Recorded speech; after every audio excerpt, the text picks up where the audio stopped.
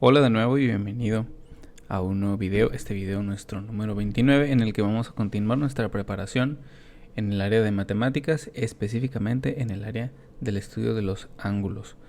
En este problema vamos a analizar las rectas paralelas que son cortadas por una recta transversal.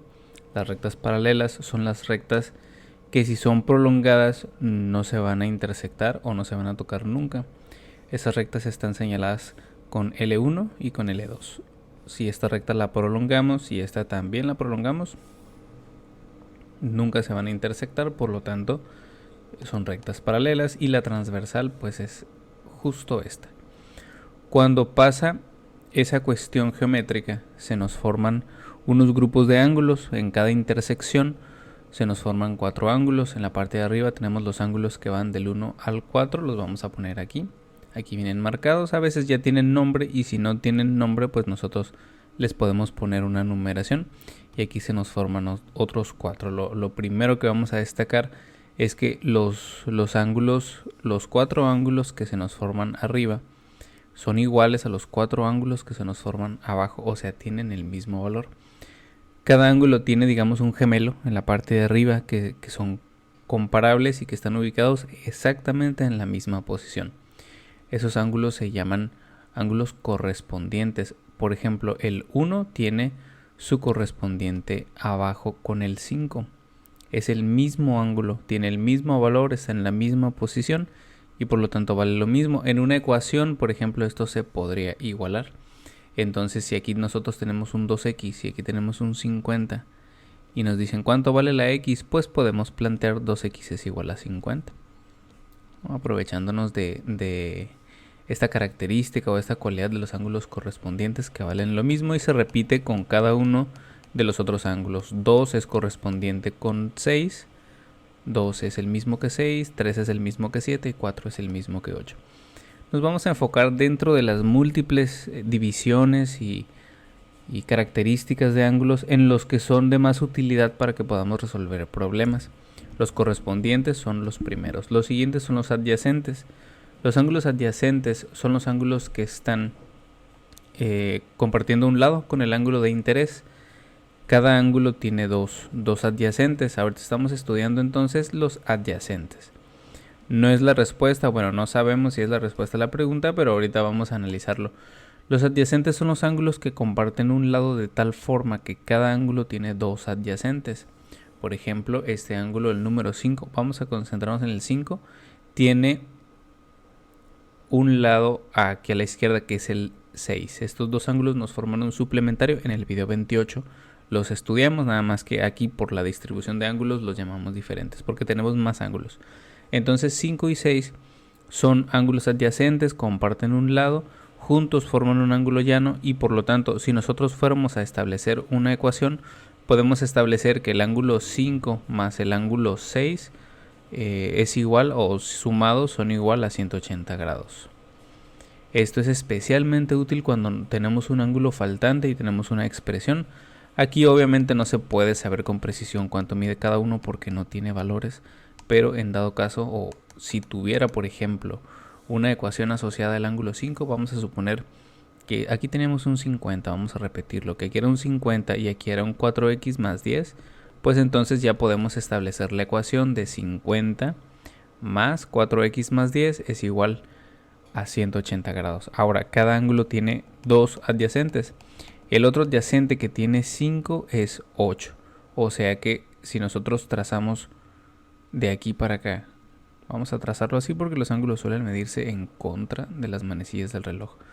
Estos dos ángulos también son adyacentes. Sí, entonces también sumados nos dan 180 grados. ¿Cuáles vamos a usar? Pues dependiendo los que nosotros tengamos. Como datos son los que establecemos. Los otros ángulos importantes son los ángulos opuestos por el vértice. Esos son muy importantes porque nos sirve analizando no solo rectas intersectadas, sino también propiedades de triángulos que vamos a ver más adelante. El vértice es el punto en donde se cruzan las líneas y cada ángulo tiene un ángulo opuesto por el vértice, o sea, tiene un ángulo enfrente. El ángulo que tiene enfrente tiene la característica de valer lo mismo. Por ejemplo, el ángulo 1 tiene un opuesto por el vértice justo enfrente, entonces El opuesto por el vértice es el que está enfrente, de tal forma que este es opuesto por el vértice con el 1. 1 entonces vale lo mismo que 3. Si tuviera una ecuación asociada al 1, vamos a suponer que aquí decía 2x más 40. Y aquí dice, por ejemplo, no sé, x más 55. Esto nos permite establecer una ecuación y encontrar el valor de una variable. O sea, podríamos decir 2x más 40 es igual a x más 55, despejar y encontrar el valor entonces de la x. Entonces, los ángulos opuestos por el vértice pues tienen esa cualidad de que valen lo mismo y por lo tanto los podemos igualar. Cada ángulo tiene un ángulo opuesto por el vértice. 1 es opuesto por el vértice con 3 y 2 es opuesto por el vértice con 4. Y abajo, como los ángulos son iguales que arriba, pues comparten la misma característica. 5 es opuesto por el vértice con 7 y 6 es opuesto con 8. Finalmente tenemos los ángulos alternos. Los ángulos alternos son ángulos pues por definición no suelen utilizarse en planteamiento y los dividimos en internos y externos. Nosotros tenemos dos líneas y dentro de esas líneas tenemos una zona, vamos a llamarla zona interna, toda esta zona de aquí. Los ángulos que están entre las dos líneas se les llama ángulos internos porque están adentro de las intersecciones. Y los ángulos que están fuera de esas líneas, o sea, el 1 y el 2 que está arriba y el 7 y el 8 que están abajo se llaman ángulos externos. Los alternos son los que están de los lados opuestos a la recta transversal. Esta es la recta transversal. Entonces, vamos a concentrarnos primero en los externos. Los externos son 1 y 2, 7 y 8. Si nosotros nos enfocamos en el 2, es un externo. Su alterno externo sería el 8, porque también está fuera de la zona amarilla y porque está del otro lado de la recta.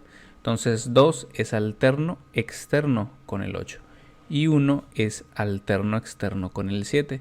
Si nos concentramos en los ángulos que están dentro de la zona amarilla, se llaman alternos internos. Internos porque están en la zona amarilla que está dentro de las dos líneas y alternos porque están de los lados contrarios a la recta transversal. Los ángulos alternos internos entonces serían 3,5. Vean, están de lados opuestos a la línea y por otro lado 4 y 6. O sea, hay dos parejas de ángulos alternos internos. Conociendo estos pequeños conceptos, este último de los alternos internos es más un concepto teórico que puede evaluarse, pero no solemos tomarlo como un teorema para plantear ecuaciones. Las ecuaciones se plantean básicamente a partir de ángulos adyacentes, de saber que sumados nos dan 180 y opuestos por el vértice. Sobre todo vamos a resolver en base a eso tres preguntas. La primera dice, los ángulos 1 y 2, vamos a ubicarlos. Son ángulos 1 y 2 son estos. Vamos a trazar esta línea de aquí para acá. Juntos nos forman un llano, por lo tanto son ángulos adyacentes. Comparten un lado, esa es la razón por la que son adyacentes, entonces subrayamos. No son opuestos por el vértice. El opuesto por el vértice de 1 es 3. No son correspondientes, el correspondiente de 1 es 5. Acuérdense que el correspondiente es como su gemelo que está en la intersección de abajo. Y los alternos internos pues tampoco son, porque a pesar de que sí son externos, los alternos tienden a estar en lados opuestos del corte. Entonces vamos con el siguiente. Primera respuesta entonces serían adyacentes. Número 29, pero es nuestra segunda pregunta. Los ángulos 6 y 8 son ángulos. Vamos a analizarlos. 6 y 8 son los que están en la parte de abajo. Vamos a marcarlos. Este es el 6 y este es el 8. Están uno enfrente del otro. Por lo tanto, estos dos ángulos se consideran ángulos opuestos por el vértice. Nuestro inciso B. ¿Qué implica que los ángulos sean opuestos por el vértice? Pues que se pueden igualar. Que podemos decir ángulo 6 es igual a ángulo 8. Aquí no tiene mucha utilidad porque pues es nada más el marco teórico, pero si tuviéramos una ecuación de un lado y un ángulo del otro, pues entonces sí nos serviría para encontrar alguna variable. Entonces 6 y 8 son ángulos opuestos por el vértice. Otro caso de opuestos por el vértice correspondiente serían 2 con 4. Digamos que esos son sus gemelos en la parte superior. Y la última pregunta dice: los ángulos 3 y 4 son ángulos. Vamos a ubicar 3 y 4. Los tenemos aquí abajo. Ángulo 3 y ángulo 4 pues son también ángulos adyacentes, porque están uno junto al otro. Sumados nos darían 180 grados. Por ejemplo, la respuesta sería entonces ángulos adyacentes. Si tuviéramos, por ejemplo, alguna otra pregunta donde nos dijeran, vamos a cambiarla rápidamente, vamos a suponer que nos dijeran el ángulo 2 y 6. Vamos a cambiar aquí un 2 y aquí un 6 para tener una cuarta pregunta. Vamos a marcarlos. El ángulo 2 está arriba y el ángulo 6 está abajo. Esos ángulos, digamos que son los gemelos, ¿no? El que está arriba está ubicado exactamente en la misma posición que el de abajo, por lo tanto son ángulos correspondientes. ¿Qué característica tienen estos ángulos? Que tienen el mismo valor. Entendido esto, tenemos que recordar que los ángulos adyacentes juntos suman 180 grados y comparten un lado. Los opuestos por el vértice son los que están enfrente y valen lo mismo, y los correspondientes son los que están ubicados en la misma posición, tanto en la intersección de arriba como en la intersección de abajo. Esta teoría de ángulos nos va a servir para resolver problemas que vamos a plantear, pero en un siguiente video.